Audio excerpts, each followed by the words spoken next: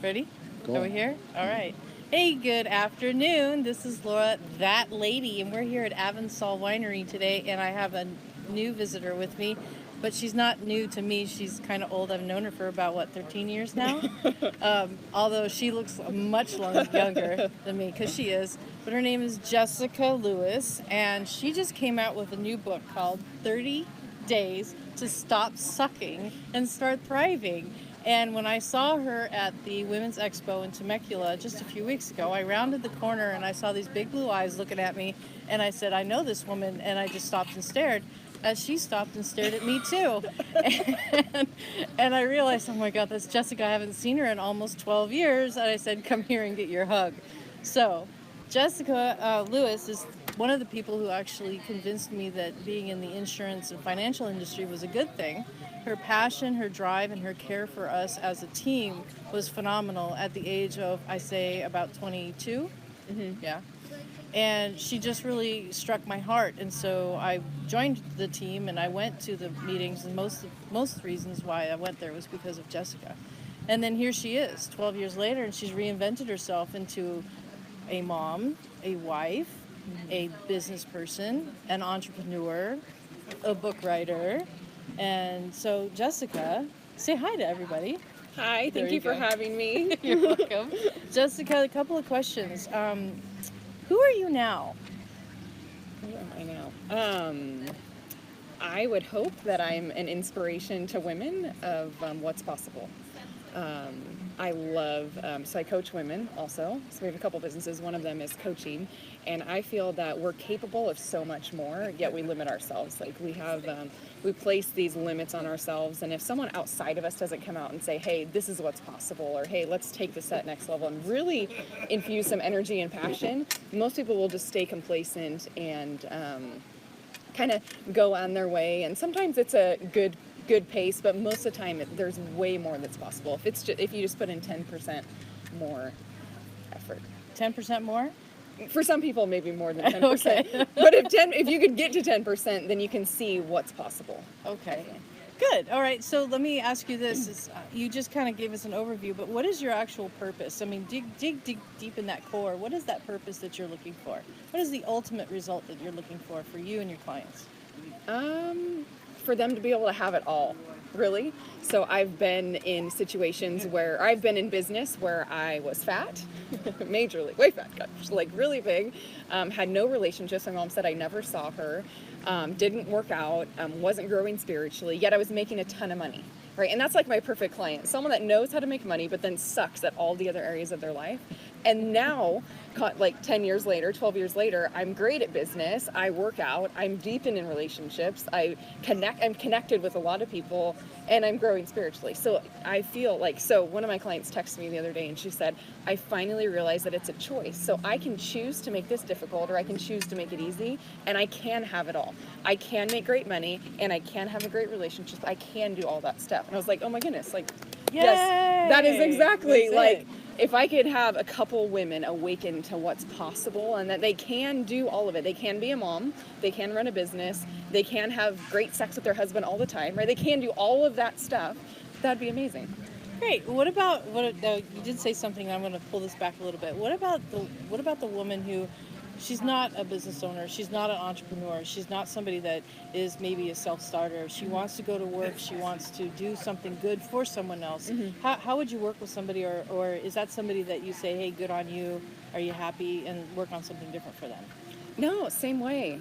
Same thing. Whenever I work with anyone, we set goals in all 4 areas. So whatever that looks like. So I have people that make hundreds of $1,000s a year, and I have people that make $30,000 to $50,000 a year that I work with. But most of them know that more is possible, right? So whatever that looks like for them, like it's possible. So do you help them come up with that picture of whatever's possible, or is that something that you draw out of them, or is that something that you help them actually create? Both.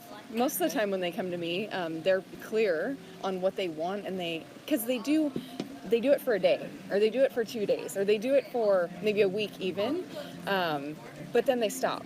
And then it Oh, takes you mean like them, a New Year's resolution? yeah, whatever it is. It takes them a while, right? Okay, yeah. To get going again. So sometimes I have to draw it out of them because we hit that level. Some people hit that level of comfort too, where it's just good, right? So then we have to really dig deep and figure out why, right? What's going to help them? What's going to pull them to that next level, or what's stopping them in their head to get to that next level? Cool. And let's talk about what's stopping them. What is some of the most common things that you've heard from women that is stopping them that maybe we don't even acknowledge? Well, I mean, a super simple one is that I feel like whenever I go to workshops, anything like that, I would say 10%, if that, people are super clear on what their purpose is, super clear on what they want to achieve. Most people know they want to make more money, they want to do this, but they don't know why. Like, what's the purpose? Like, really why? Like, what's on the line if you don't go do this?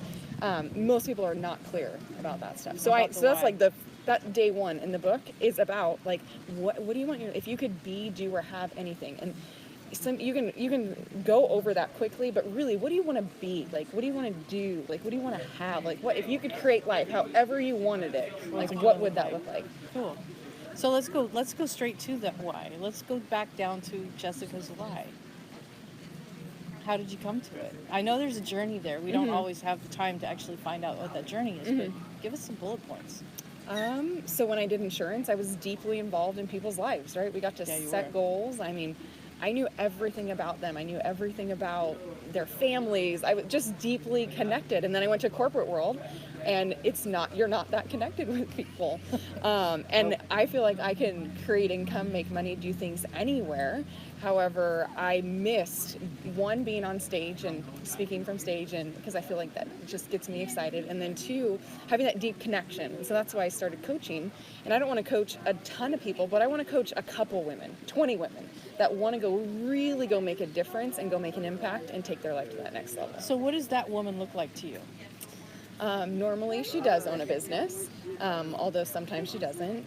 She's spinning 500 plates at one time and probably dropping a lot of them along the way, and knows that she is kind of broken, knows that there's more that's possible and there's more that's out there if she just had someone to come alongside her. So I feel like my first call with my clients, I always say, I want to be your biggest ally. So that time, because we all hide when we don't do what we're supposed to do or do what we think we should do, and we all go in, like, people go missing in action all the time. I don't know, my friends do it. Oh yeah. Nobody can deny that. Nobody deny that. I know Right? you're out there denying it. Don't deny it. Right? So I want to be their biggest ally. I want to be able to come alongside them and say, and help them get out of that rut. So, because it's almost like we have cycles where we go through those ups and downs. And if they'll trust me to come alongside them in that moment, I can shore up that rut and make it to where they're going faster and being able to accomplish more things and do more things without those major ups and downs. So one of the things we recognize is that feelings a lot of time drive our thoughts. Right. Oh, yeah, And people get absolutely. stuck in those feelings, right? And they're just feelings, but until I can get them to recognize that they're just feelings, then we can make a tremendous shift. I mean, we'll have calls where someone will say, oh, like, I feel so down, I feel this, but they'll tell me what they did. I'm like, do you understand that's the best 2 weeks you've had since we've been coaching, yet your mind is telling you that you feel like this? So once we put it on paper, then I can be the outside voice, right? Yeah, To help them. absolutely. And that you're more like you're not a cheerleader, you're actually more than that. You're somebody who's sitting there going, yes, you can do it, yes, you can do it, yes, you can do it. Almost like a drill sergeant. Well, drill sergeants are, they're the reason why military is successful. They can drill you down, they build you back up, and if you ask people in the military, who is somebody that you remember the most, it's going to be that drill sergeant, because that person had enough faith that that person was going to make it. They might be yelling at you, but would you put it like that, or would you put yourself as maybe a cheerleader? No, oh, for sure. No, Drill because sergeant. we get clear. Like, some calls are somewhat intense. Like, no, like, I am not buying that. Like, I make it clear on all of our calls, or if someone does it, some people tend to beat up on themselves more. And they say negative things about themselves on the call. And I say, look, you hired me, and I will not stand for you talking to yourself like that. Like, that is not okay. You are not allowed to put yourself down on this phone call. And here's why. Because you are awesome. You're created to do great things, and that's not going to help us. And that's not going to serve either of us. Cool. So, yes, I definitely will be Yeah, direct right when I there. need to and stop them in their crap. Good. And then help them get to that other side. Cool. That's okay. And now tell us a little bit about what drives you you have family at home. You don't have to talk to that about them, but something's driving you. I feel like God has beyond blessed me in business success and personal success, and even just the ability to understand my thoughts and little things that have changed the way that I think about things, that have changed my stress level. So I'd love to share that. Like, I just want to make an impact. You made an impact. A long time ago, you made an impact. And here you are again. Maybe it's fate that you're back here again. Who knows? You might be kicking my butt here in the next couple of weeks. You never know, right? Okay, so let me see. Can you name? Then we'll go into your book.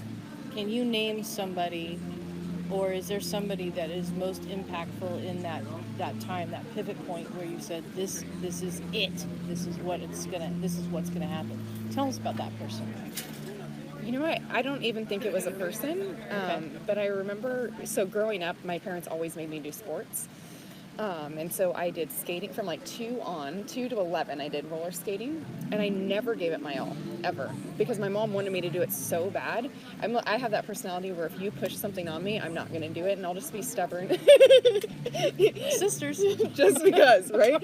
And then I quit skating, and then I went into volleyball, right? And same thing, like my dad was my coach multiple years, right? He ran the club that I was in. So there was so much pressure, and I did good in school. I did great in school. I was driven always in that way.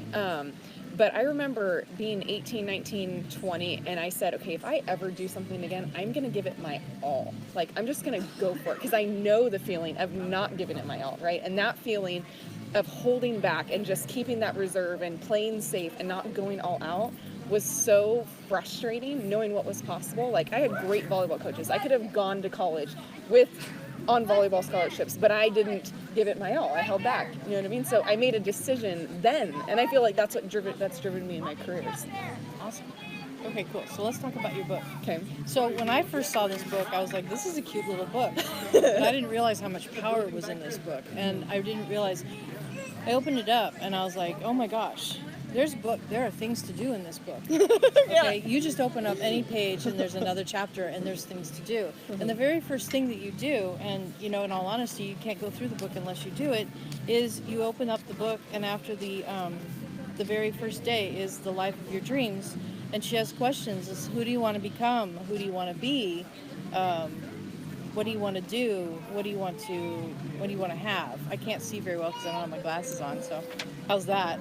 And what do you want to create? Okay, so what do you want to create? This one was big for me. What do I want to create? I successfully brought up 2 kids that were not my own with my husband, had different careers, different things, and I created a life. I created something that was really important to me. And they've since gotten married. They're on other sides of the country. I don't see them anymore, so they're really not there. So now I have to find something else to create. Hanging around with my 3 Aussies, Australian Shepherds, that's not good enough. Although they're fun. Don't get me wrong. I'll play frisbee all day long. But that one hit home for me, which it actually did get me to start thinking about, okay, what do I want to do? And I took an idea to my principals yesterday, and they bought in. So it's a good thing. Looks like we're going to create some stuff for some women. How's that? But tell me, where did you come up with this? How did you experience this? Where? How? What's the inspiration for this book? So I was thinking one day, as I was in transition, right? So running a large company, yet didn't feel that passion, or I was just like, man, there's something that's missing in this. So I started to think, like, what are my gifts? Like, what has God gifted me in? And my husband could attest to this, right? Maybe in a negative way, but I'm great at asking questions. I'm great at digging down and getting to it, right? And so with that, so I was sitting one day meditating, and I'm like, you know what? Like, eventually I would love, my ultimate goal is to be $1 million a year paid speaker. Doing that once I can travel, once my kids are gone, just all of that. And I'm like, well, in order to speak, I think I should have a book, like have a piece, so someone can experience me before they even see me on stage. And I got out. I was actually in a float tank meditating, and I went and wrote all 30 days of questions out. I was just super clear that all of my lessons, all the things I've made mistakes on, all the personal development courses, all the books that I've read, and put it all into 30 days. That's awesome. So what I was telling Jessica before we went on camera is that I've actually went through the book, and I've started some of it. I'll be honest with you, I skipped the different areas that I thought I would really want to read. And, but I went and I said, you guys got to see this title to a couple of my girlfriends. And of course, you know, nobody says sucking on a title, but 30 Days to Stop Sucking and Start Thriving. Okay, that's a fantastic title, and it does stop. It makes you stop and think, do I suck? Right? You know, am I really that bad, or am I just that bad to me, or am I bad at all? Those are the Yeah. types of things that came in. But I have 3 friends that are interested now, and actually we're going to do the 30 days together. We're going to meet every Friday for at least a month, and we're going to hold each other accountable and do this. So it's going to be fun, I hope. You know, we might find that a couple of us don't do so much so well, but hey, you know, if we can hold each other accountable, I Yeah. think with the idea that you have. It's a starting point, right? It's a At least you starting know point. where you are. You know where. So, for example, one of the days in there is your relationship with money. You know where your thoughts around money will come from once you go through that, right? You'll notice the things that you do because other people want you to do them, not because you want to, but you do them because of other people. You'll notice the times when you have shame and blame and guilt, and how that drives you, and how you're not operating from your true choice and what's right for you, but it's everyone else around you. So when you're aware of that stuff and then you set goals, man, it's powerful how you can go after them. And you're really not, you're just talking about the one person. You're not talking about how it affects everyone else, because in truth, that self-reflection, that self-improvement is only going to improve everything that's around. Oh, yeah. So you're not worried about your partner or your spouse or boyfriend or girlfriend or whoever is around you. You don't not need to worry about them, because it truly is only about you. Mm-hmm. It's great. So we're all on our journey, whether you're fully sucking or not. Like, I don't think I'm sucking. You know what I mean? But there's that next level. There's the There. next. And the one after that. Awesome. Cool. Is there anything else that you want to put on camera? No. Are you sure? Yeah. I thought that was good. Okay. Do you good. feel? Do you want Yeah. to try anything else? No. No. Good. Let Okay. me stop and